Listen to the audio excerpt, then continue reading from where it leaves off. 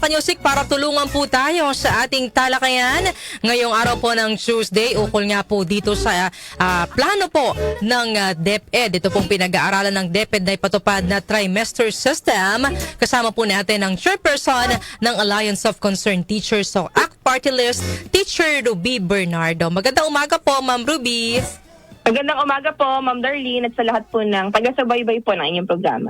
Ma'am, ano po ang take ninyo dito sa plano pong trimester system sa edukasyon na bahagi po ng reforma ng DepEd sa school setup? Mayroon ba tayong gains dito or ano ba, hindi ba ito magiging maganda sa ating pong sa ating pong school setup?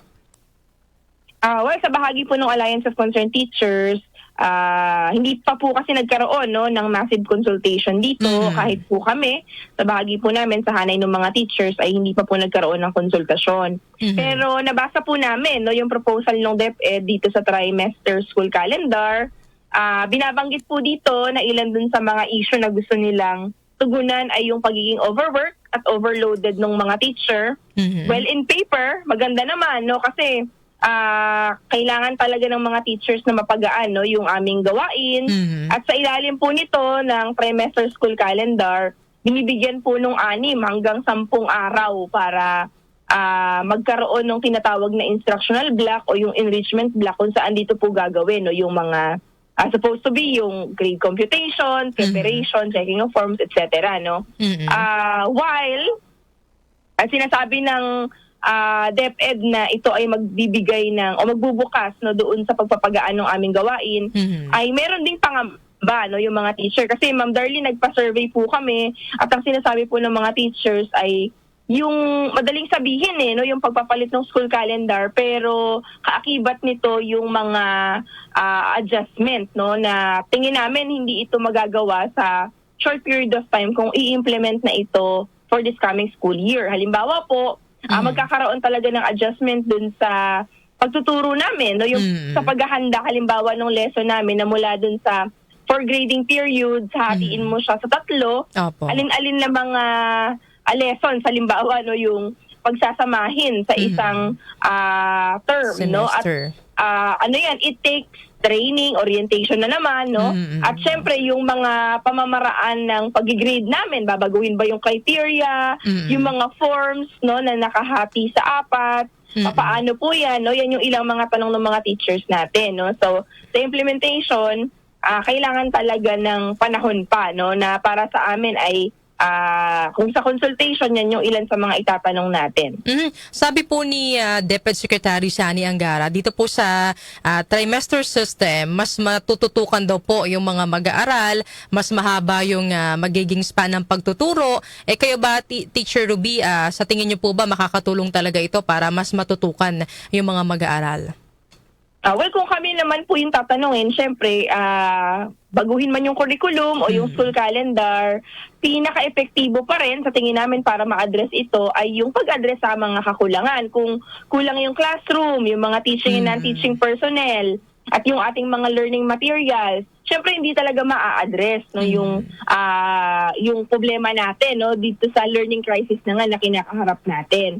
Kaya yun talaga yung pinakapangunahing pamamaraan para masolusyonan ito kung kami po yung tatanungin. Kasi halimbawa, dun sa workload ng teacher, pagiging overwork po namin, hanggat hindi ka nagdadagdag ng teaching and education support personnel o yung ating mga non-teaching personnel, hindi pa rin talaga mababawasan yung aming gawain. Yun ang sa tingin po namin.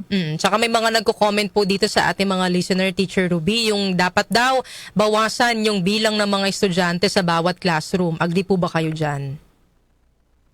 Yes, opo, kasi talagang ngayon, congestion talaga yung problema natin. Loaded pa rin po ba, Teacher Ruby, yung mga public school teachers sa admin task sa kasalukuyan? Kasi di po ba isa yan po sa tinugunan ng ahensya sa pamamagitan po ng pag-open ng hiring sa mga non-teaching personnel? Pakiulit nga po, ma'am? Kung loaded pa rin po ba, sa kasalukuyan po ba, teacher, kung loaded, loaded pa rin po ba yung mga public school teachers sa mga admin task? Opo, bagamat nasa papel na binawasan po yung aming mga admin tasks, pero nananatili pa rin po yung mga gawain na ito sa amin kasi hindi nga po sapat yung mga hinire na mga non-teaching personnel sa amin. Kaya kahit nawala yan dun sa aming load, pero wala naman pong gagampan, no, doon sa aming mga schools, kami pa rin talaga, no, yung magtatrabaho niyan. Kasi nga, di naman sapat yung hinire nila. Halimbawa po sa mga schools po natin dito sa National Capital Region at dun sa mga schools din, no, sa Central Luzon, kahit sa Calabarzon, no, ay meron talagang clustering ng ating mga administrative officer, ng ating mga non-teaching personnel, kasi nga, kulang, no? So, ibig sabihin yung ating mga admin officer, ang ginagampanan niyang trabaho ay hindi lang sa isang school, minsan 3 hanggang 4 na school, no? So, ano yan, mahirap yan sa bahagi niya, kaya yung ilang mga task niya ay napupunta din talaga sa teacher. Isa po sa logic kung bakit isinusulong ang trimester ay para raw po magkaroon ng continuation sa pag-take up ng mga lessons. Ano po ba yung mga karaniwang nakakaagaw po ng panahon o priorities para po sa pagpapatuloy po ng mga lessons? Well, bukod dun sa mga calamities, no, yung mga disruption of classes during pag may typhoon at iba pang mga class suspension, isa rin talaga yung mga extracurricular activities, no, na ginagawa sa ahensya, no, sa Department of Education. Pero tingin namin yung pagiging congested din talaga nung curriculum mismo ay isa sa mga factor, no, napakaraming mga competencies na kailangang ituro.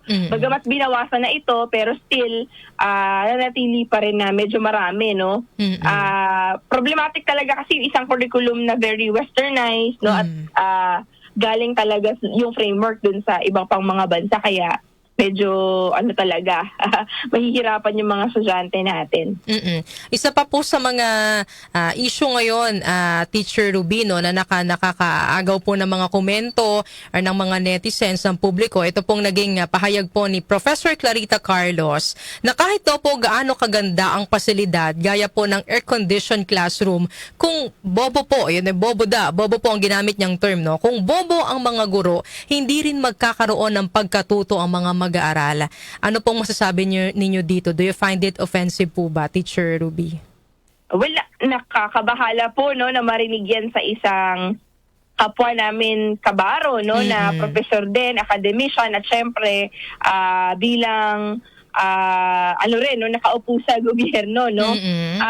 Offending ito sa amin kasi totoo naman, no, na may problema tayo sa edukasyon, may krisis sa edukasyon, pero hindi natin yan masisisi sa mahina o bobong mga teacher. Actually, yung salitang bobo nga po, hindi po namin yan binibitawan sa mga estudyante namin kasi alam namin na nakakasakit ito, no, doon sa ating mga estudyante.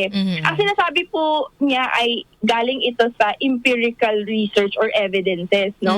Ang question po namin, nabasa po kaya ni Professor Carlos, no, yung ilang mga pag-aaral din kahit ng World Health Organization, na yung outcome ng mga bata sa learning ay kaakibat ito nung pagkakaroon ng conducive learning environment. Kasi sa amin po talaga, tulad po nung pinag-uusapan natin kanina, apektado po talaga yung mga bata kapag yung ating mga classroom ay congested, mainit, walang proper ventilation, sobra yung heat stress, halimbawa, no, doon sa kanilang, may epekto yan, doon sa kanilang concentration, memory, at yung pagkatuto talaga, no. Malinaw sa mga teachers, Ma'am Darlene, no, na hindi pwedeng paghiwalayin yung condition ng teacher sa kanyang paggawa at yung condition ng mga eskwelahan natin dun sa pagkatuto ng mga bata. Kaya, gusto nating sabihin kay Prof. Clarita Carlos, try po kaya niya na pumunta dun sa mga pampublikong paaralan natin, kahit isang araw lang.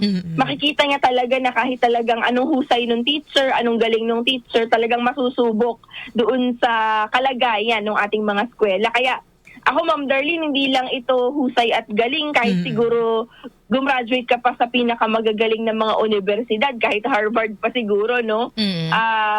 Sa kalagayan ng mga eskwela natin, hindi lang yun ang kailangan, kundi yung passion at pagmamahal talaga ng mga teachers. Kaya ako naniniwala yung mga teachers natin, Filipino teachers, ito talaga yung pinaka-passionate kasi yung magtiyaga ka, manatili ka sa ganitong sistema na meron tayo, pagmamahal talaga yan ng todo sa mga kabataang estudyante natin. Yes, tama po, no?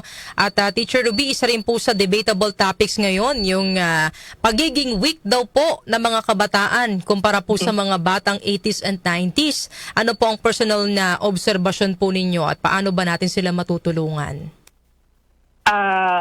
well, tingin ko hindi makakatulong para sa isang senador na sabihan na weak yung ating mga kabataan. Kasi actually, pag mamaliit yun sa usapin ng depression at mental health sa atin, kasi bilang guro at araw-araw na nakakasalamuha yung ating mga kabataan, talagang alarming no yung issue ng mental health no dun sa ating mga kabataan, na para sa amin yung isang stressful environment kung saan yung kalagayan natin sa eskwela, laganap yung gutom, kahirapan, ang natutulak din talaga dun sa mga kabataan natin na maranasan yung ganitong uri ng mga depression, anxiety at other forms ng mga mental health issues, no?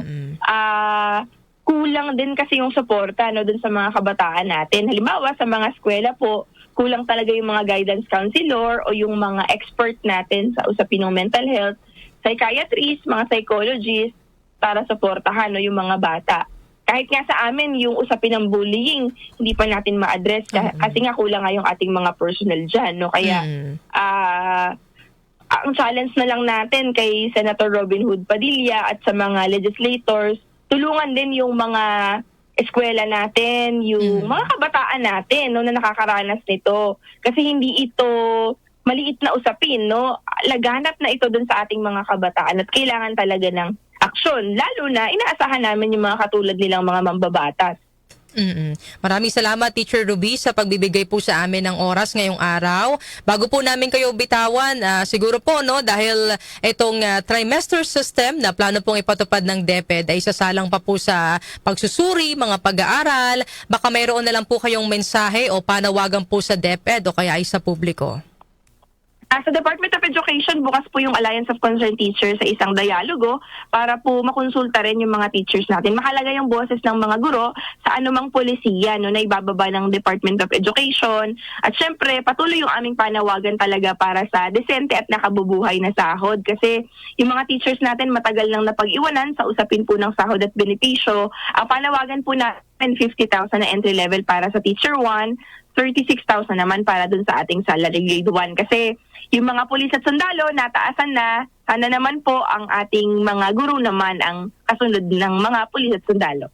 Maraming salamat, Teacher Ruby, sa pagpapaunlak po sa amin ngayong araw po na ito. Ingat po kayo. Thank you po. Thank you po. Mabuhay po kayo. Ayan, nakasama po natin mga kanyusik, ang chairperson ng Alliance of Concerned Teachers o ACT Party List, Teacher Ruby Bernardo.